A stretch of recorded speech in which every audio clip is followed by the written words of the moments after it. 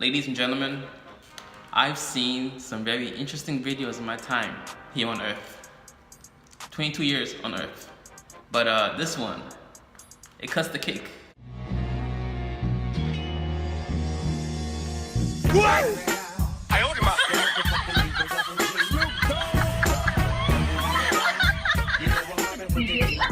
Completely, just cuts the cake completely. I'm blessed like I sneezed on the track. I'm painting these pictures through all of my words. I feel like I'm Pablo Picasso. I feel like I'm Tony Soprano.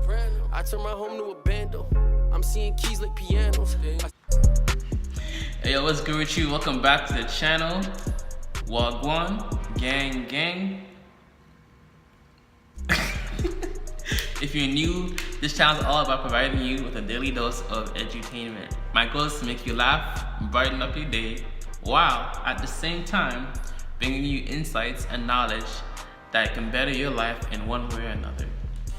So I came across this video, came in my recommended. Shout out to the YouTube algorithm recommending me some interesting content. It's called Stop Watching Porn via Gavin McInnes. And those who are long-time subscribers of my channel know that I personally had a porn addiction, and it took me a little while to get over it. And so I don't watch porn. I just definitely see the negative impacts of porn, such as erectile dysfunction, inability to have proper sex or to enjoy sex, inability to come when you want to come, just stuff like that, right? I have a ton of videos on that, but without further ado, we're gonna watch this video together, gonna react to it together, and I'll leave my commentary towards the end. So no long talk. Let's see what Gavin has to say about stop watching porn. Let's go. Hi guys, you're familiar with this, right? Let's roll the tape. It's obviously that fetish we all have where an erratic, damaged Japanese woman who's on bath salts pours mustard on bananas and makes a mess with them and puts them in a blender and knocks over stuff. You know that fetish we all have. I mean, is this an example that we've gone too far down the wormhole of pornography? This shows you that masturbation has become an epidemic. If this is a thing, erratic banana messes from Japan, then we are masturbating too much. I think it leads to the transgender stuff. I think it leads to people being secluded. I think it's led to rampant feminism and anger at men. I think it's led to men just giving up on women. There's evidence that shows it leads to 500,000 divorces a year. Masturbation. When porn is introduced into a marriage, the divorce rates double. This isn't good. Look at this. Look at what this woman is doing. Look at what men are now being turned on by because they've become so secluded. It's pathetic. So I want to introduce to you a solution. It's called No Wanks. I've been pushing this for a while now. You can only masturbate once every 30 days. You can't watch pornography ever.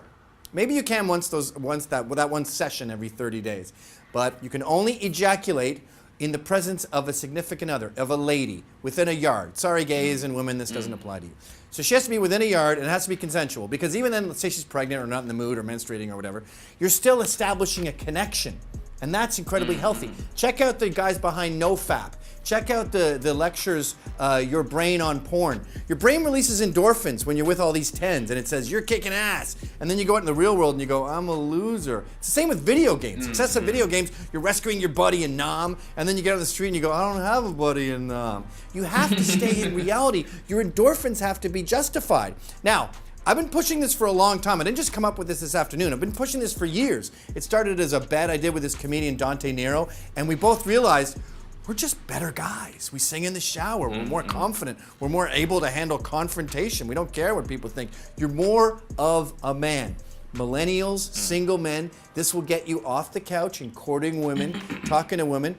Dante calls it a brick. You got to lay 5 bricks a day. 5 times a day, single men have to go, hey, how you doing? Hey, nice dress. Just any kind of contact. And married men, I think it's even more crucial for married men, because you have a fight with your wife, you're sleeping on the couch and you go, this is real bad. Like, I'm gonna sexually starve to death out here in the tundra unless I make up with her. And you end up making up more. I think with pornography, when you're in the doghouse, you start drifting apart, and that's the 500,000 divorces a year. So guys, I know this sounds crazy. It sounds like I'm saying never turn left on a Thursday or stop eating bananas. But I am saying stop watching banana porn. But more importantly, I'm saying Give up on porn and come back to reality because it's ruining your life. Yo, so what are my thoughts? What should be the takeaway from this? The main takeaway is that let's start first part. Why do we watch porn, right? Oftentimes we watch porn because you're not getting enough sex in your dating life. You're not having enough success in dating. So if you were, getting a lot of sex pretty often with, you dating your girlfriend or different girls that you were talking to, you probably wouldn't watch porn as much or depend on it as much. But let's say now your dating life isn't as optimal as you would like it to be. So you go to watch porn and you're like, okay, this is a good substitute. I don't have to go out my house. I don't have to leave my house. I don't have to get rejected because these girls on these porn websites, they aren't gonna reject me. They actually want me to sleep with them. So that's one of the reasons why you start watching porn to begin with. A couple reasons. Now, when you begin watching porn, everything is like rosy, or it's pretty like, you can get erect pretty easily, right? One guy, one girl is cool. Then you start needing to watch one girl with two guys, or two guys smashing one girl in the front, oral sex, and then her getting penetrated in the back. Pause, right? And then from that, you start going to like a BDSM and all this other types of porn. If you don't believe it, if you don't believe me, ask the homie right here. Cause I'm tired of masturbating to porn and I don't want to do it anymore. It really hurt my feelings and it hurt my soul. The porn has taken over my life and messed up my brain, messed up my mentality, messed up everything about my spirit. And now it's to the point where I jack off to she-male porn. I mean, you was looking at porn since you was 12 years old. And now you're 26. You think you won't upgrade to something higher? I mean, it's just like marijuana. When you smoke weed, when you smoke marijuana, your brain get used to it. Regular weed doesn't get you high anymore, so you upgrade and you boost to something more strong, something more potent. And it's the same thing with pornography. You boost it up to something more drastic, something more dramatic. You might get into bestiality porn. You might get into BSDM or however you spell it. You might get into any other category of type of porn there is. Unconsciously, because regular porn don't turn you on anymore. And that's the position where I'm at now. And you see that video is kind of dark, right? Like, so porn can be addictive, okay? Don't look me in the eye and tell me you are not addicted to porn. If you have ever tried to stop watching porn, or you ever try to stop watching porn, and you relapse, and you go back to watching it, you're addicted. If you've been watching porn consistently, I ask you to go 3 weeks to a month without watching porn, and let me know if you're not addicted to it.